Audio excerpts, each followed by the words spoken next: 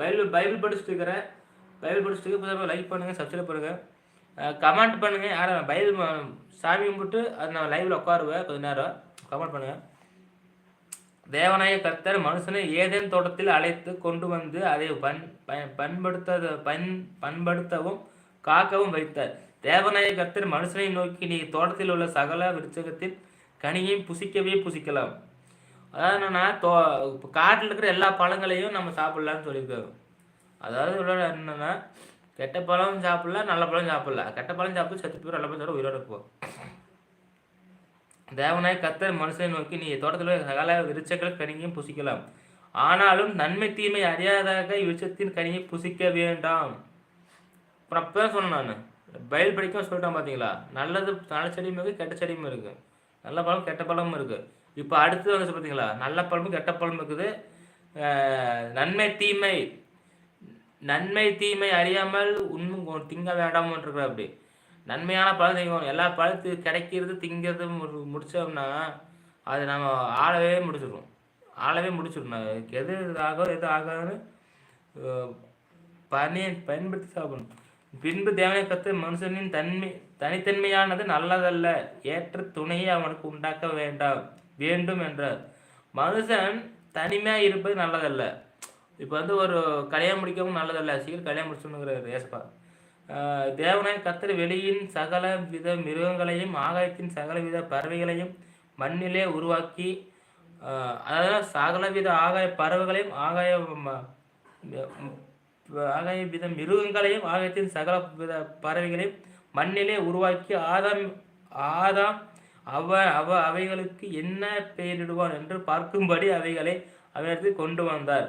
அந்த ஜீவ ஜந்துக்கு ஆதாம் எந்த பெயரிட்டானோ அதுவே அதற்கு போராயிற்று. ஆதாமிட்ட வந்து அந்த வானத்தில் உள்ள பறவைகளும் நாட்டில் உள்ள மிருகங்களையும் வந்து ஜெபம் பண்ணிச்சு. சொல்லிக்கிற ஒவ்வொருத்தருக்கும் ஒவ்வொரு பேர் எடுத்த கொக்கு, மானு, பன்னி, இந்த கழுகு இதெல்லாம் வந்து ஆதாமுக்கு பேர் வச்சுருக்காங்க. ஆதாமிட்ட எல்லாம் கூட வருதாரு. ஆதாம் கொடுத்தா பாருங்க.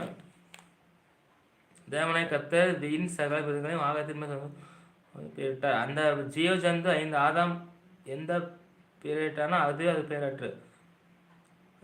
மக்கள் பெருசாக இருக்க மாட்டேங்குதா, இது வரைக்கும் முடிச்சுதா.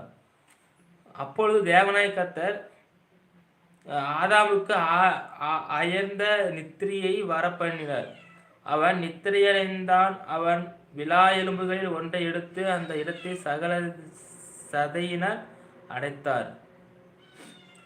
ஆதாம் வந்து இறந்துட்டாங்க. இப்போ ஆதாம் இறந்தானோ அவனோட விலா எலும்பு இருக்குது இல்லைங்க, விலா இந்த ஒரு குருத்தெலும்பு மாதிரி இருக்கும், அதில் ஒன்று பிடிக்கிட்டு வராமா, பிடிக்கிட்டு சதையவே போட்டு அடைச்சி வச்சுட்டு வராமா,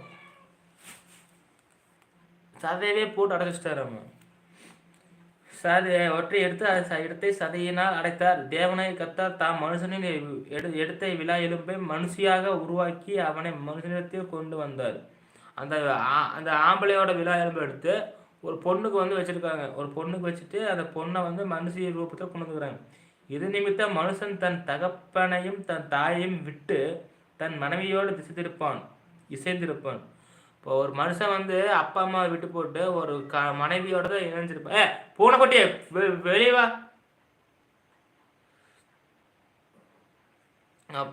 மனுஷனை வந்து அப்பா அம்மா தாயை தகப்பன் விட்டு தன் மனைவியோட தான் இணைந்திருப்பான். அவர்கள் ஒரே மாம்சமாய் இருப்பார்கள். ஆதாமும் அவன் மனைவியுமாகிய இருவரும் நிர்வாணிகளாயிருந்தும் வெட்கப்பட்டிருந்தார்கள். ஆதாம் ஏவாள் துணி போடாம வெக்கப்பட்டிருந்தாங்களாமா. நாளைக்கு 3வது அதிகாரம் படிக்கலாம், சரிங்களா. இன்னைக்கு இதெல்லாம் படிச்சு வச்சு பாருங்க. நாளைக்கு இதை படிச்சுக்கலாம் 3வது அதிகாரம்.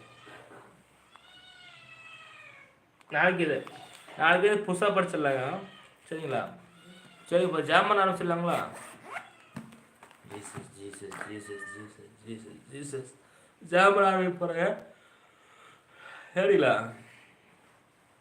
ஒரே சோத்திரம் அதெல்லாம் சும்மாங்க. அதெல்லாம் வந்து போத்திட்டுலாம் பண்ணக்கூடாதுங்க. போத்திட்டுலாம் பண்ணலாம், அவர் பெண்கள் மாதிரி பண்ணுவாங்க. பண்ணால் பண்ண மாதிரி இருக்கும். ஜாமனை பண்ணால் பண்ண மாதிரி இருக்கும். ஜாமன் இல்லைங்களா போட்டு